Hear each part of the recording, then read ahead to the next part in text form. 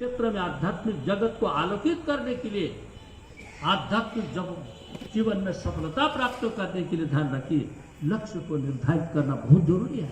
और मनुष्य जीवन यदि इधर उधर जिएगा, केवल पुत्र चाहिए, परिजन चाहिए, धन संपत्ति चाहिए, आकांक्षा की कभी पूर्ति हुई है किसी को? मैं एक भर्तृहरि का दृष्टांत देकर समाप्त करता हूँ। भर्तृहरि के नाम सभी व्यक्ति हम लोग जानते हैं। उनके जीवन में विवेक और वैराग्य उत्पन्न हुआ था, किंतु विवेक वैराग्य, श्मशान घाट का विवेक और वैराग्य है ना, श्मशान घाट का कोई बन जाता है, रोते हैं, चिल्लाते हैं कि हमारी भी इस प्रकार दशा होगी, और कुछ काल के पश्चात देखते हैं कि वो सामान्य हो जाता, सब सामान्य। किंतु ये वैराग्य यदि स्थायी बनता, ये तो निश्चित रूप ना वो गौतम बुद्ध बन जाएगा, महर्षि दयानंद बन जाएगा, वो कपिल बन जाएगा, कणाद बन जाएगा। किंतु वो जो है विवेक और वैराग्य स्थायी रूप से नहीं रहता है, इसलिए हमारा विवेक वैराग्य छूट जाता है। कभी कभी होता है, कभी कभी देखे दुर्दिन जब आता है, क्यों जी, कभी कभी सांसारिक यंत्रणा से, सांसारिक पीड़ाओं से, बाधाओं से, कष्टों से विवेक वैराग्य की झलक कभी कभी, जैसे कि वो भयंकर जब वृष्टि होती है, भयंकर घनाघटा जब वातावरण बनता है, तो कभी कभी भयंकर रास्ता दिखाई नहीं पड़ता, कभी कभी वो बिजली चमकती है, थोड़ा बहुत रास्ता दिखाई पड़ता है। ऐसे ही हमारे जीवन में कभी कभी वैराग्य की भावना कभी कभी उठती है, सबके जीवन में उठती है, ध्यान रखिए।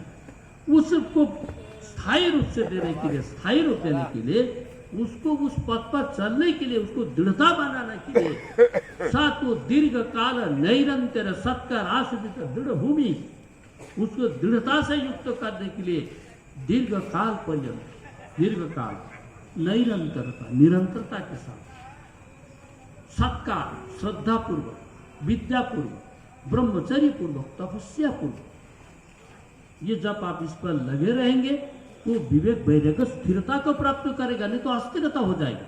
तत्काल हुआ, तत्काल मिट गया, ऐसा नहीं। इसलिए जीवन का लक्ष्य को निर्धारित करके वो विवेक और वैराग्य हमारा जीवन का सहायक बनता है, हमारे जीवन को एक जो ईश्वर प्राप्ति के लिए बहुत बड़ा एक साधन बनता है विवेक और वैराग्य। तो ये स्थायी रूप देने के लिए हमको क्या करना पड़ेगा?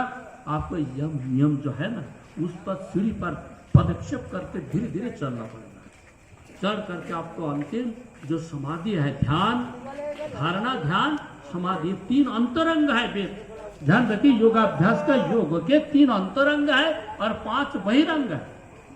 यम, नियम, आसन, प्राणायाम, प्रत्याहार, ये बहिरंग है, और अंतरंग क्या है?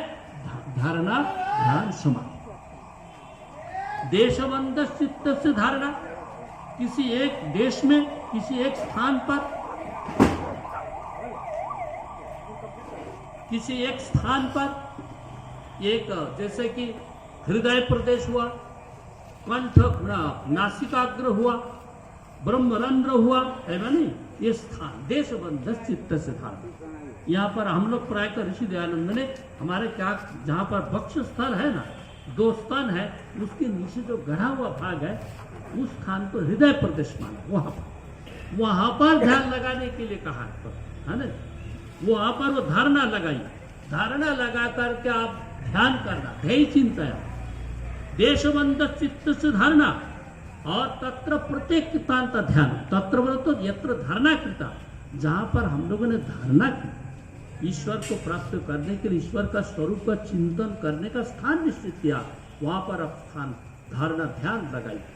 ध्यान अर्थात ध्येय चिंतन, आप निरंतरता के साथ ईश्वर का गुण कर्म, ईश्वर आप सच्चिदानंद स्वरूप, निराकार, सर्वशक्तिमान, न्याय करें, इस प्रकार आप चिंतन करते रहिए। इसका नाम ध्यान कहलाता है, और वही ध्यान ध्येय रूप में परिणत हो जाएगा। जिस वस्तु की आप खोज कर रहे हैं ना, उसकी प्राप्ति हो जा रहा, उसका नाम क्या है? समाधि कहलाता है। क्यों? अब उदाहरण बहुत सुंदर, अच्छा उदाहरण है, ध्यान रखिए। आप लोग पठित व्यक्ति है और मेधावी व्यक्ति है। बिहार की धरती तो सेवा, स्वाध्याय ना, सेवा है,